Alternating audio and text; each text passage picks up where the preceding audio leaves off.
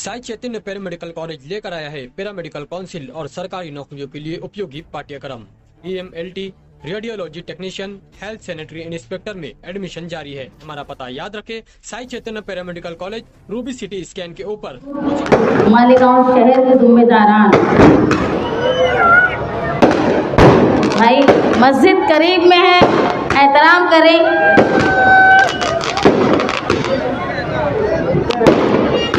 और आप तमाम साथियों, आज यहाँ फतेह मैदान में जलसा लेना, शायद मैंने अपने बचपन से जब से होश संभाली हूँ, साथी निहाल अहमद साहब को यहाँ खड़ा देखा था। निहाल साहब यहाँ से तकरीर किया करते थे, शहर के हर कोने में यहाँ से आवाज़ जाती थी। मैं मानती हूँ कि मालेगांव शहर एक ऐसा सियासी सूझबूझ रखने वाला शहर है कि जिसने साथी निहाल अहमद के साथ ऐसी मोहब्बत निभाई कि वो निहाल अहमद का वर्षा, वो ताकत पीढ़ियों से दी जा रही है कि आप लोगों की ताकत की वजह से आज मैं सालों बाद निहाल अहमद की जगह पे खड़ी होकर तकरीर कर रही हूँ। ये सारी ताकत ये आप लोगों की है, निहाली वर्करों की है। इसीलिए हम लोग गुरूर से कहते हैं कि दबदबा था, दबदबा है और दबदबा आगे भी रहेगा, वो आप लोगों की वजह से। बताओ भाई कि आज तक मालेगांव की सियासत में पीढ़ियों से चले आए ऐसे वर्कर नहीं होंगे।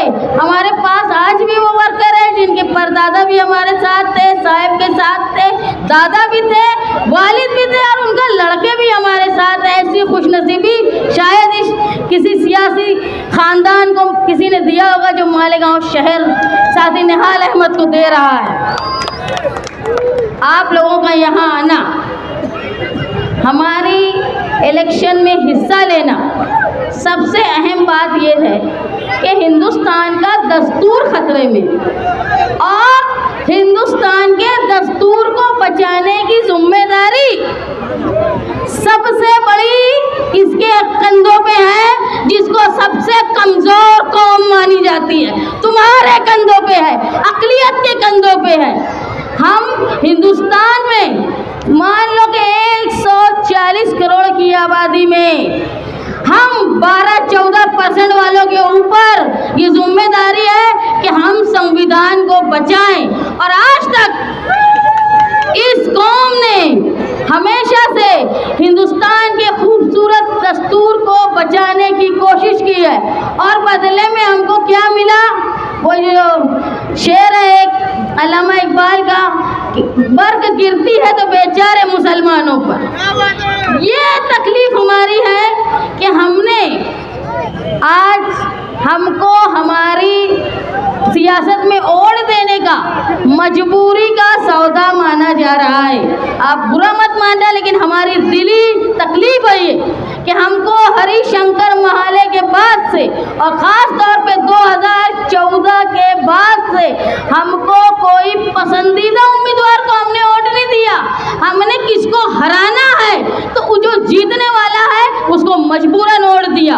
और इसकी जिम्मेदार मैं मानती हूँ, जब जनता दल सेकुलर के रहनुमा देवी गौड़ा उन्होंने बीजेपी के साथ पैक्ट किया तो हमने जनता दल छोड़ने का फैसला किया। उस वक्त तमाम पार्टी के जिम्मेदारान, चाहे वो शिवसेना हो, चाहे राष्ट्रवादी हो, चाहे कांग्रेस हो, वो आए हम लोगों के पास कि भाई हमारी पार्टी में शामिल हो। लेकिन हम लोग तब भी कांग्रेस में जाना पसंद नहीं किए थे और अब भी जाना पसंद नहीं करेंगे और इंशाअल्लाह आगे भी जाना पसंद नहीं करेंगे, क्योंकि हिंदुस्तान में आज जो 2014 के जो हालात आए ना, उससे पहले साथी निहाल अहमद साहब कहा करते थे कि मैं महसूस करता हूँ कि हिंदुस्तान में जिस तरह कांग्रेस छोटी और इलाकाई पार्टियों को ख़त्म करने का काम कर रही है, उसकी वजह से एक वक्त ऐसा आएगा कि वो भी ख़त्म हो जाएगी। वो वक्त आ गया है,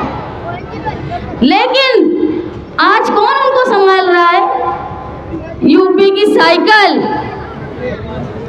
बिहार या कंदील, आज वही छोटी पार्टियों के ऊपर उनको भरोसा है जो संभाल रहे हैं। मैं ये मानती हूँ कि अगर इंडिया ये अलायंस बना और आज जो हिंदुस्तान में एक भ्रम है कि मोदी का इक़्तिदार खतरे में है, उसकी सबसे बड़ी वजह है जनता परिवार, सोशलिस्ट लोग, वो लोग जो उन्होंने ऐसी हवा बनाई।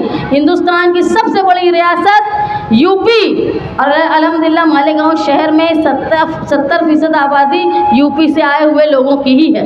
तो ऐसा माहौल बनाया कि सबसे बड़ी रियासत में जहां कांग्रेस को खड़े रहने की जगह नहीं थी, वहां अखिलेश यादव ने उनको इस ताकत पहुंचाई कि आज वो हिंदुस्तान भर में एक ताकत बन रही है। हमारी आपसे कोई नाराज़गी नहीं है, लेकिन हमारी नाराज़गी उस वक्त रहती है कि जब इक़्तिदार में आ जाते हैं तो भूल जाते हैं कि भाई यही अक़लियत थी जो तुमको संभाली, तुमको बनाई और 70 साल हिंदुस्तान में राज करने के काबिल बनाए। मेरी आप लोगों से दरख्वास्त है कि ये इलेक्शन हो जाने के बाद अगर अल्लाह का फैसला रहा और यहाँ से हिंदुस्तान से ऐसे शरपसंद जो अक़लियत को दबाने का काम करते हैं उनका खात्मा हुआ और इंडिया गवर्नमेंट बनी, तो उस वक्त ये मत भूल जाना कांग्रेसियों, ये मत भूल जाना कि हिंदुस्तान में दस्तूर को बचाने का काम मुसलमानों ने ही किया है और वही कर रहे हैं। नियाज़ साहब बोला करते थे कि कांग्रेस में मुसलमानों की ऐसी हैसियत है जैसे बारात में बैंड बाजा वालों की होती है। जैसे ही दुल्हन का घर आता है, बैंड बाजे वाले बाहर, लड़के वाले अंदर, वैसे ही मुसलमान बाहर गवर्नमेंट में और इक़्तिदार और सब चीज़ उनका हलवा दूसरी तरफ। लेकिन अब हम ये इंशाअल्लाह ये जो मजबूरी का इलेक्शन है, ये हमारी तकदीर में मैं अल्लाह से दुआ करूँ कि ये आखिरी मजबूरी का इलेक्शन होना चाहिए। अब आने वाले इलेक्शन में हम मजबूरी से वोट नहीं देंगे, अब आने वाले इलेक्शन में पार्लियामेंट में हम अपनी पसंद से वोट देंगे। ये ताकत हम बनाएंगे मालेगांव शहर में। आप लोगों ने यहाँ आके इस बात को अहमियत दी कि बोला जाता है कि भाई मुसलमान लोग जो हैं वो फ़िरका परस्त होते हैं। मालेगांव जो है वो हिंदुस्तान की सबसे बड़ी सेकुलरिज्म की मिसाल है।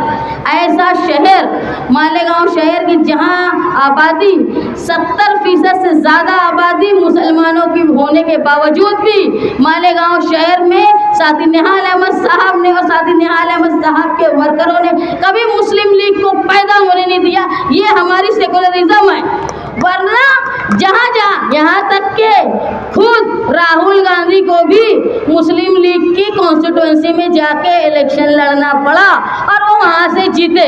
उनको भी बचाने का काम हमने ही किया, अक़लियत ने किया। इसलिए अब जब हम आज हमारे सारी ख्वाहिशात की कुर्बानी देकर आज हम सेकुलर पार्टी के नाम से इंडिया गठबंधन के साथ हैं, तो इंडिया गठबंधन की भी जिम्मेदारी है कि जो संविधान को बचाने के लिए और संविधान को बनाने के लिए हिस्सेदारी कर रहा है, उसमें सबसे बड़ी कुर्बानी देने का काम हिंदुस्तान का मुसलमान कर रहा है। उसकी कद्र जानना चाहिए हिंदुस्तान में कि तुम्हारे 140 करोड़ की आबादी में ये जिनको तुम कमज़ोर पिछड़े हुए बोलते हो वही बचाने की कोशिश कर रहे हैं। आज आप देखो मुसलमान के साथ साथ दलित है तुम्हारे साथ पिछड़े हुए हैं। अभी ये इंडिया बनने से पहले ही अखिलेश यादव साहब ने अपना एक अलग पिछड़ों के लिए, दलित के लिए और अक़लियत के लिए PDA बनाया था। वो ये महसूस कर रहे थे कि हिंदुस्तान में ये सारी चीज़ें खतरे में। तो कहने का मतलब ये है कि जैसे अभी बोला गया कि वो बुलडोज़र बाबा आ रहे हैं मालेगांव में, तो शहर में उर्दू के जो साइन बोर्ड थे वो निकाल दिए गए। इसलिए निकाल दिए गए कि ये देख के बुलडोज़र बाबा को करंट ना लगे। तुम सोच लो तुम्हारी ताकत क्या है। तुम लगाना नहीं चाहते हो करंट, तो भी तुम्हारे बोर्ड में उर्दू देख के उनको करंट लग जाता है। तो अब वक्त आया है कि हमको 20 मई को बटन दबा के करंट देना है उनको। हम चाहते नहीं करंट देना, लेकिन अब वक्त 2 नंबर की बटन जिसमें डॉक्टर शोभा बच्छा उम्मीदवारी कर रही है, उनके पंजा निशान पे ये हमारा दिल है। हम जिनका साथ देते वो दिल से देते, छुपा के नहीं देते लोगों के जैसा। निशानी बोलकर बोल रही हूँ, निशानी याद रखना कि पंजा निशान पर तुमको वोट देना है पार्लियामेंट के इलेक्शन में। उसके बाद हम भी यहाँ हैं, पंजा भी है, गड़ी भी है, हमारा वक्त आएगा जब हम देखेंगे। और वही आज जो हमेशा पंजा दिखाने का काम हिंदुस्तान में किया ना कांग्रेस ने, आज वही मुलायम की कंदील लेके जो प्लेन में बैठने वाली कांग्रेस साइकिल पर चल के हिंदुस्तान में सफर कर रही है। उनको ये बता देना है कि भाई जब हम चलते हैं साइकिल पे तो प्लेन वाले भी ऊपर से ताकते हैं नीचे। आप लोग आने वाले इलेक्शन की जो पोलिंग का दिन है उस दिन अपनी तमाम मसरूफियत को बालाए ताक रखते हुए हिंदुस्तान के खूबसूरत दस्तूर को बचाने के लिए, अपने बच्चों के मुस्तकबिल को महफूज रखने के लिए हमारी जिम्मेदारी है कि फिर एक बार हमको कांग्रेस को सहारा देना है। निहाली वर्करों, तुम पर ये फर्ज हो गया है कि तुमको सहारा देना है और हिंदुस्तान में ऐसे फिरका परस्त रहबर और ऐसा फिरका परस्त पार्टी बीजेपी को खत्म करने के लिए इंडिया अलायंस के उम्मीदवार जिनका निशान पंजा है उनको वोट देकर भारी अक्सरियत से कामयाब करना है। आप लोग यहाँ आए और साथी निहाल अहमद साहब की तारीखी जगह है जहाँ साथी निहाल अहमद साहब अपने ख्यालात का इजहार किया करते थे।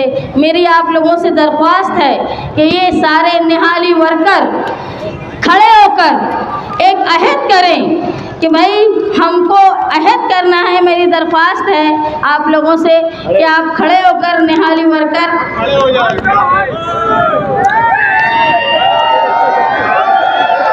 मैं बोलती हूँ, आप लोग उसको दोहराओ, खामोशी इख्तियार कर लें। भाई ये लगना चाहिए, करंट देना है अपने को और ऐसा करंट देना है मालेगांव से कि ये नागपुर के जनसंघी आरएसएस वालों को झटका लगे। तो मेरी जिम्मेदारी निहाली वर्करों की है। मैं बोलती हूँ, आप लोग दोहराओ, हम निहाली वर्कर देश की 140 करोड़ आवाम से वादा करते हैं 20 मई को नफरत और फिरका परस्ती के खिलाफ देश के संविधान पर बुरी नजर रखने वालों के खिलाफ वोट देकर भारत और इसके दस्तूर की हिफाजत करेंगे। जय हिंद। पार्लियामेंट के इलेक्शन का ये आखिरी जलसा निहाल साहब की रिवायत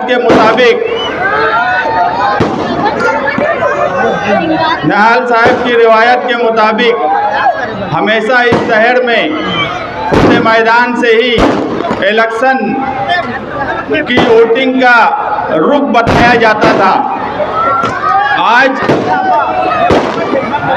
आज हम फतेह मैदान में बैठे हैं। यहाँ हमारे महाराज इस्लामाबाद के भी बैठे हैं जो निहाल साहब के पुराने साथी हैं और ये सरों का उमड़ता हुआ सैलाब कहीं ना कहीं इनको ये याद दिला रहा होगा कि जब निहाल साहब यहाँ रहा करते थे तो इसी तरीके का जलसा हुआ करता था। आज इन नौजवानों की वजह से यहाँ जो बुजुर्ग बैठे हैं निहाल साहब के साथी, उन्हें मुझे यकीन है कि निहाल साहब की याद जरूर आ रही होंगी। इस पर मैं एक नारा दूंगा और मैं चाहता हूं कि आप लोग भी साथ में उस नारे को एक मर्तबा पुरजोश अंदाज में मेरे साथ बोले। मैं पहले बोलता हूँ क्या बोलना है। दबदबा था, दबदबा है, दबदबा बना रहेगा। मैं चाहता हूँ मेरे साथ एक मर्तबा पूरा मजमा ये बोले, दबदबा था, दबदबा है, दबदबा बना रहेगा। ये निहाल साहब की सरजमीन है। और पार्लियामेंट इलेक्शन 2024 मैं ये मानता हूँ कि तुम किसी मेंबर ऑफ पार्लियामेंट को चुनकर नहीं देने वाले, तुम कोई प्रधानमंत्री नहीं बनाने वाले। ये इलेक्शन तुम्हारे वजूद की लड़ाई है। ये इलेक्शन तुम्हारे संविधान को बचाने का इलेक्शन है। किसी पार्टी का इलेक्शन नहीं है, ना ये इंडिया अलायंस को जिताने का इलेक्शन है, ना ये बीजेपी को हराने का इलेक्शन है।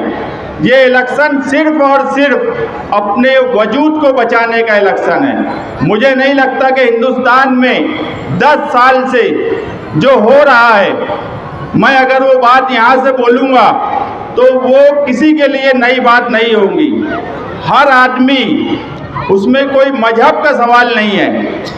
हिंदू, मुसलमान, हर मजहब के लोग ये महसूस कर रहे हैं कि इन 10 सालों में उनका वजूद इस मुल्क में खत्म हो रहा है। ये अपना वजूद बचाने की लड़ाई है। हमने जिंदगी भर कांग्रेस के खिलाफ लड़ाई लड़ी, मगर आज ये वक्त वो लड़ाई लड़ने का नहीं है।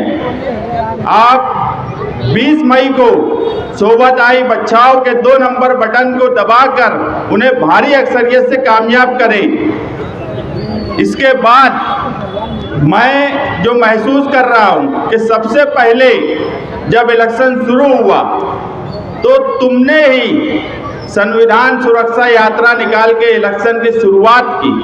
उस वक्त भी हमने तमाम ही सियासी पार्टी, मजहबी तंजीमों को उस प्रोग्राम में बुलाया ताकि ये मैसेज जाए कि हम में इत्तेहाद है, और वो मैसेज हमने दिया। उसी का नतीजा है कि आज शहर में एक इलेक्शनी माहौल धीरे धीरे बना, और ये ठाटे हुए मारता हुआ जो समुंदर है, ये उसकी एक निशानी है। मैं ये देख रहा हूँ कि ये महाराष्ट्र, अगर मैं कहूँ कि इस मुल्क में अगर बदलाव आएगा तो इस मर्तबा महाराष्ट्र से आएगा। आप यकीन मानो, एक वक्त जब अभी पिपल गांव में मोदी वजीर आजम आए तो मैं लाइव सुन रहा था। मैंने इससे पहले 10 सालों में नहीं देखा कि उनके सामने कोई खड़ा होकर ये बोल रहा है कि प्याज पर बोलो, तो वो बोल रहे हैं जय श्री राम, जय श्री राम। वो बोल रहा है प्याज पर बोलो। हमको इनके जय श्री राम पे भी कोई एतराज नहीं है और कभी नहीं रहेगा।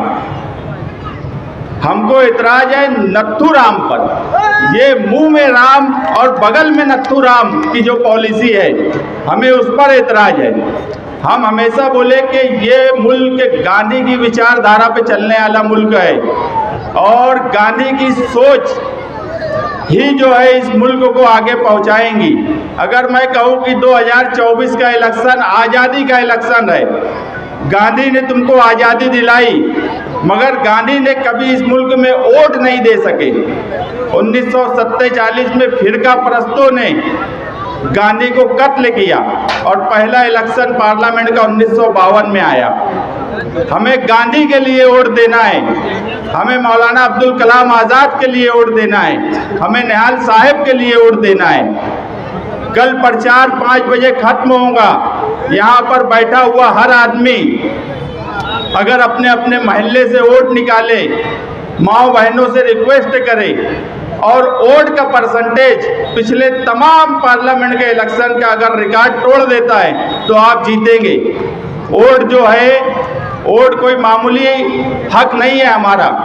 आप समझ लो, दस्तूर ने हमें वोट का हक क्या दिया है कि एक वजीर आजम भी अगर बूथ पर जाता है तो एक ही वोट देता है, और यहाँ बैठा हुआ आदमी भी जाएगा तो एक ही वोट देगा।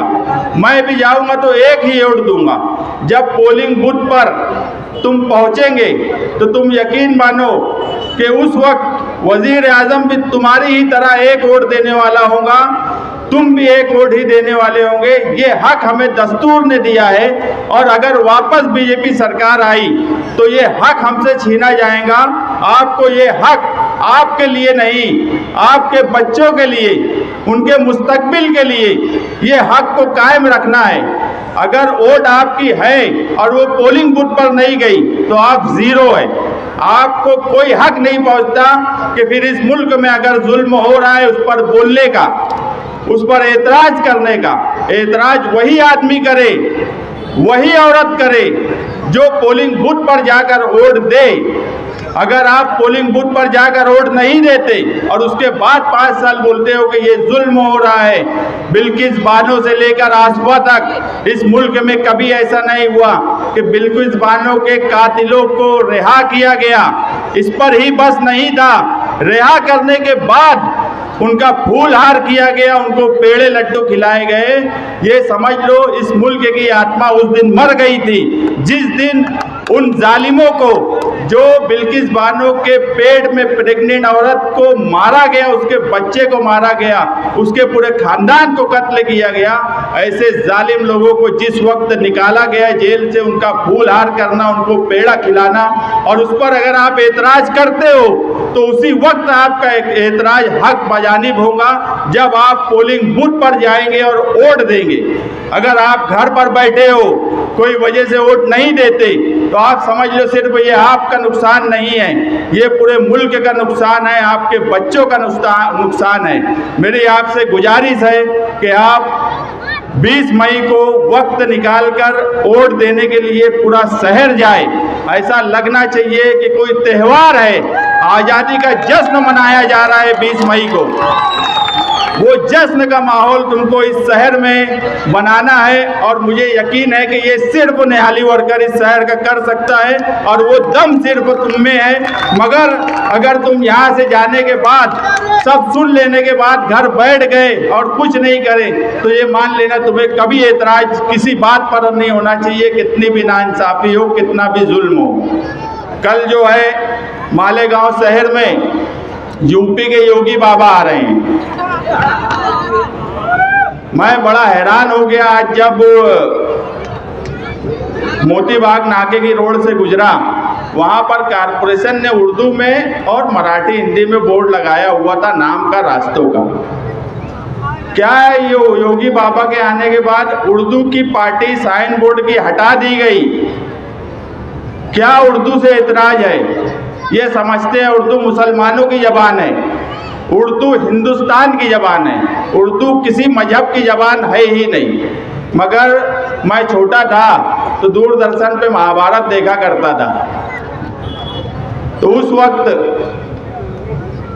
रावण के सामने जब हनुमान आते थे तो रावण को समझ में नहीं आता था क्या किया जाए। वैसे ही इस मुल्क में योगी का हाल है कि मुसलमान दिख जाए, उर्दू कहीं दिख जाए तो इनको क्या घबराहट होने लगती है ये समझ में ही नहीं आता है। मगर मैं एक बात बोल दूं, इलेक्शन 20 मई को हो जाएगा, योगी जी भी चले जाएंगे, इंशाअल्लाह तुम्हारी उम्मीदवार भारी अक्सरियत से चुन के आएंगी। मगर इस शहर में हम हैं, हम रहेंगे, कारपोरेशन भी रहेंगी। किसकी मजाल थी कि वो बोर्ड उर्दू का हटाया गया, उसका हिसाब किताब तो हम निहाली वर्कर लेंगे, क्योंकि मैं बोला कि दबदबा था, दबदबा है, दबदबा बना रहेगा। इस मुल्क में, इस शहर में अगर कोई ये समझता है कि किसी लीडर के आने पर वो इस शहर की शनाख्त मिटाएगा तो उस कारपोरेशन से भी निपटना हम जानते हैं। मैं आपसे दोबारा ये गुजारिश करूंगा कि वोट आपका हक उस वक्त तक है जब वो पोलिंग बूथ पे जाएगा। आप जब पोलिंग बूथ पर जाओ, बटन 2 नंबर की दबाओ, तो आप यकीन मानना कि उस वक्त ही इस मुल्क को इंसाफ मिलेगा, आपकी नस्लों को इंसाफ मिलेगा। घर बैठे हुए वोट नहीं देकर अगर आप नाइंसाफ़ी पर और किसी भी अत्याचार पर कोई बात बोलते हो तो आप ज़ीरो हो। आप ना अपने मुल्क के लिए हो ना अपने खानदान के लिए हो।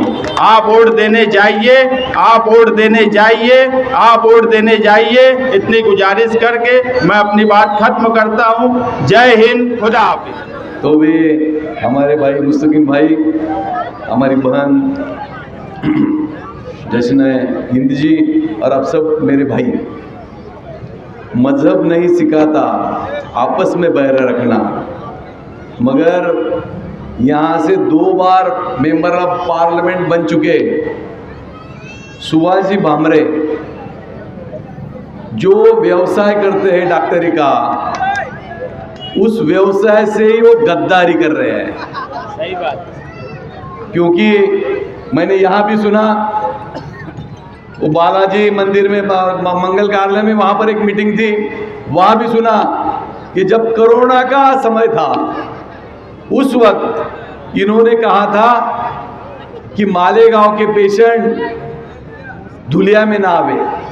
अरे जो अपने व्यवसाय से गद्दारी कर सकता है और तुमसे मेरे से गद्दारी करने वाला वही होगा। इसके लिए मैं आपसे कहता हूं, ये आदमी को तुम्हारे और मेरे पास मत मांगने का अधिकार नहीं है। सुनोगे आप सब भाई? एक 10 साल पहले भाजपा ने और आरएसएस ने, जिसमें अन्ना हजारे शामिल था, वो योग गुरु रामदेव शामिल था, और बड़ी बड़ी जाहिरातें आती थी, बस हो गई महंगाई की मार, अब की बार मोदी सरकार। अरे झूठे पे सवार होकर इस 10 साल सरकार चलाई। 10 साल पहले 350 रुपए सिलेंडर बिकता था, आज 1100 रुपए बिक रहा है। 1100 रुपए बिक रहा है। 5 किलो अनाज मुफ्त देते हैं और 5 किलो अनाज पकाने के लिए 1100 रुपए का सिलेंडर लेना पड़ता है। ये तो साला इंडिया का हाल है, ये तो भारत का हाल है, ये जग में, वर्ल्ड में कहीं नहीं ऐसा। हमारे खरगे जी ने कहा है, वो 5 किलो देते थे ना, हम चुन के आए तो हम 10 किलो देने के लिए तैयार हैं। उन्होंने 1100 रुपए सिलेंडर करा ना, हम 500 रुपए करने वाले। ये सब बात ध्यान में रखना जरूरी है। एक मैं आपसे गुजारिश करना चाहूँगा कि सुभाष जी भामरे 10 साल तक यहाँ मेंबर ऑफ पार्लियामेंट रहे, कुछ साल तक मंत्री रहे। उनके 10 साल में ये पूरे लोकसभा क्षेत्र में क्या बदलाव हुआ, यदि बदलाव हुआ होगा तो वो हमारे पास मत मांगने के लिए आ सकते हैं। बदलाव नहीं हुआ होगा तो उनको कहना है हमारे इधर नो एंट्री। कहोगे आप सब भाई साहब? आज तक मालेगांव का रिकॉर्ड है। मैं आज बात कर रहा था मुस्तकीम भाई से, उन्होंने कहा जितने भी कुछ इलेक्शन हुए 2-4 हजार वोटों से ज़्यादा वोट यहाँ नहीं गिरे। मैं आपको रिक्वेस्ट करता हूँ, पिछले टाइम 2-4 वोट गिरे होंगे तो गिरे होंगे, अभी एक भी वोट उनको नहीं गिरना चाहिए, क्योंकि वो जातिवादी पार्टी है। उन्होंने हमें बताया, सालों लड़ाई चली बाबरी की और राम मंदिर की। जहां पर बाबरी उन्होंने तोड़ा, वो सही था या गलत था वो समाज तय करेगा, मगर जहां से तुम्हें बाबरी गिराई फिर वहां क्यों नहीं मंदिर बांधा, ये भी उनको पूछना जरूरी है। तो सालों से नेहरू जी कहते थे, शास्त्री जी कहते थे, इंदिरा जी कहती थी, मोरारजी कहते थे, राहुल गांधी कहते थे, हम मंदिर बांधने के लिए तुमको अलग जगह देते हैं, वहां पर मंदिर बांधो। तब सुना नहीं, मस्जिद गिराई, और जब कोर्ट का निर्णय आया, कोर्ट का निकाल आया, तो वहाँ पर उन्होंने मस्जिद की जगह पर मंदिर नहीं बांधा। मंदिर कहाँ बांधा? तो फिर इनका मकसद सिर्फ इतना है, हिंदुस्तान में दोनों समाज को इनको लड़ाना है, इनके माथे फोड़ने हैं और अपनी राजनीति करनी है। ऐसे राजनीति करने वालों से आप दूर रहिए, इतनी विनती करता हूं। हमारे जो इंडिया आघाड़ी की उम्मीदवार है शोभाताई बच्चाओ, इनकी निशानी है पंजा। पंजा के निशान के सामने बटन दबाओ, उनको चुनकर दो। मैं आपको उनके सबसे लफ्ज देता हूं, ये जो महिला है ये महिला नहीं, कर्तव्यगार महिला है। आपके जो कुछ सवाल होंगे वो पार्लियामेंट में जाकर वो वहां पर खड़ी करेंगी और आपके पक्ष में निकाल ला के देंगी। यही शब्द देता हूं और यहां पर रुकता हूं। जय हिंद, जय महाराष्ट्र।